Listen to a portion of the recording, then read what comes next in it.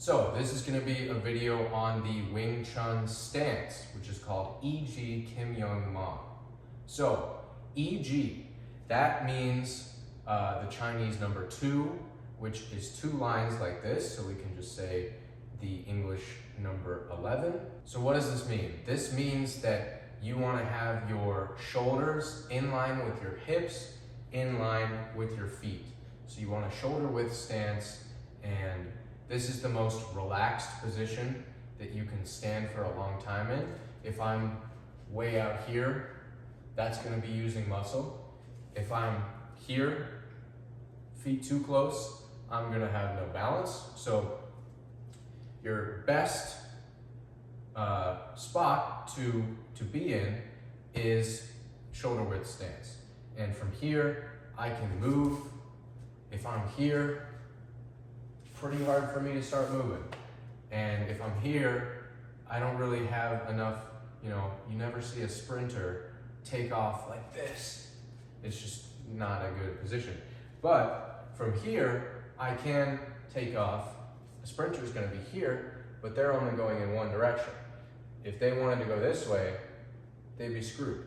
So from here, I can go here, I can go here, I can turn and go back, I can do whatever. So it's just a neutral point. Kim Young, I think I'm pronouncing that right, probably not. But that basically means your knees are just facing each other. They're not in like this. You don't want to be like that. They're just, you turn your feet out just a little bit, and then your knees face each other. Not like this, not like that, just naturally facing each other. What does that do? So that creates what we call the Eiffel Tower function. So the pyramid is the strongest shape, and the triangle is a part of the pyramid, obviously. So you want to have a triangular shape.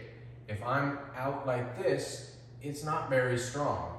If I'm just straight up, it's not that strong side to side. If I'm knees relaxed and toes turned in slightly so the knees face each other, I am strong in all directions. I'm strong from the side, I'm strong from the front, I'm strong from the back, I'm strong from every direction. So you want to have that Eiffel Tower function. And this is a essential part of the form. This is not how you would fight anyone. So people will sometimes get that idea.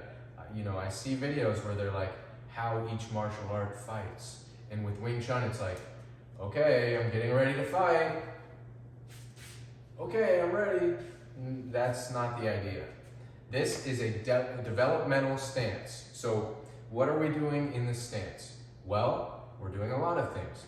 Number 1, if you stand long enough, you'll feel that there is this, now I'm exaggerating it right now, but there's this micro oscillation going on, and that is just a factor of the world that we live in. There are vibrations. Everything is vibrating in this universe. Things come down from energy into matter, and it's just condensed into a slow vibration. So you have that vibration inside of you always going like this. If you touch your fingertips together very lightly, you can start to feel that vibration. So we call it the micro oscillation.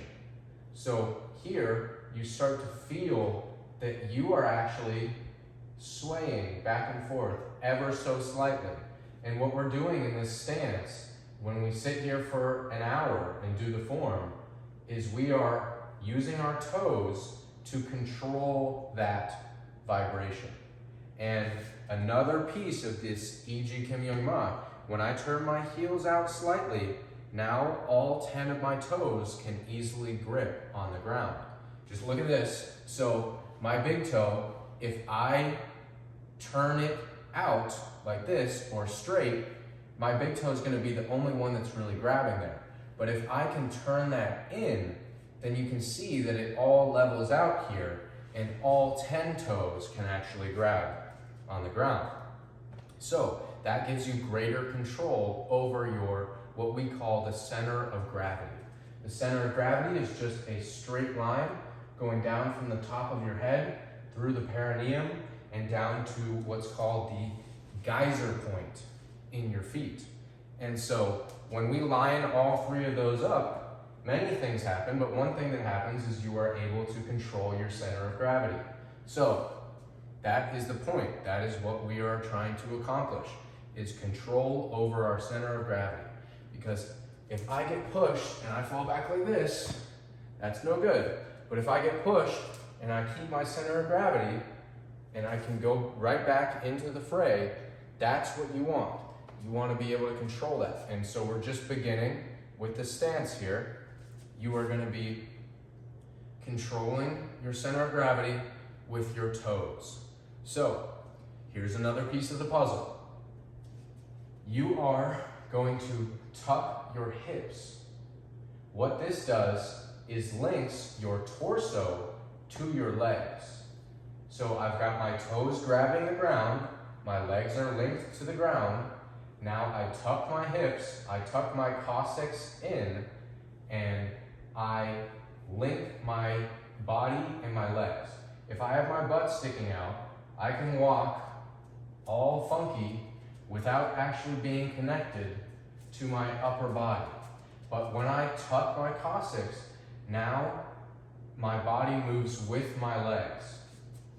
My body is now moving with my legs. I'm not able to sway around here. It's all locked together. And then when you grab with the toes, you're connecting your legs to the ground, tuck the hips, you connect your torso to your legs, and now the third piece of that is we want to sync our elbows. What this does is connect your body completely. So you're connecting. If I'm up here, my shoulders are up, maybe my legs are connected to the floor, my body's connected to my legs, but that means nothing because as soon as I get pushed, I'm still falling backwards.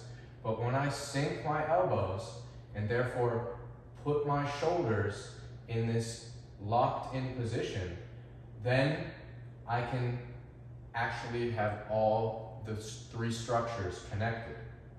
So when I have those three structures connected, everything seems to work right.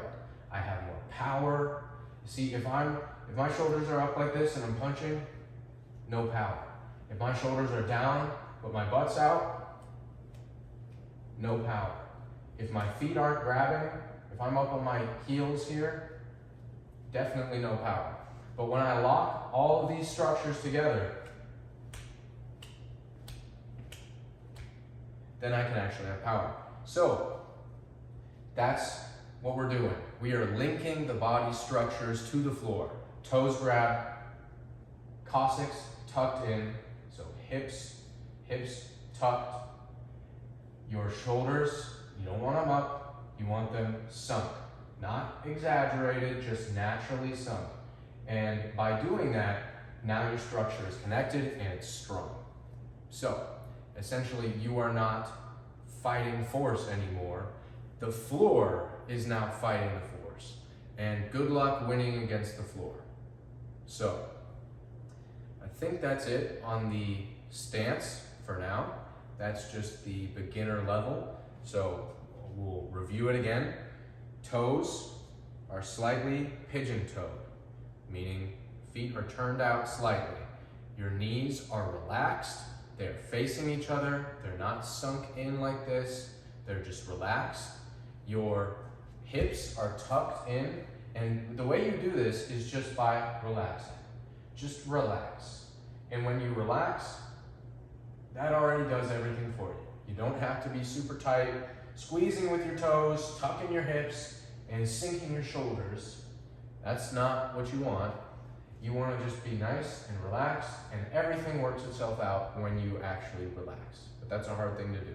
So, we want to have all the structures connected here so that we can move smoothly and everything works together. And so, that is it. on the stance, e.g. Kim Young Ma. Thank you for watching, and I will see you on the next one.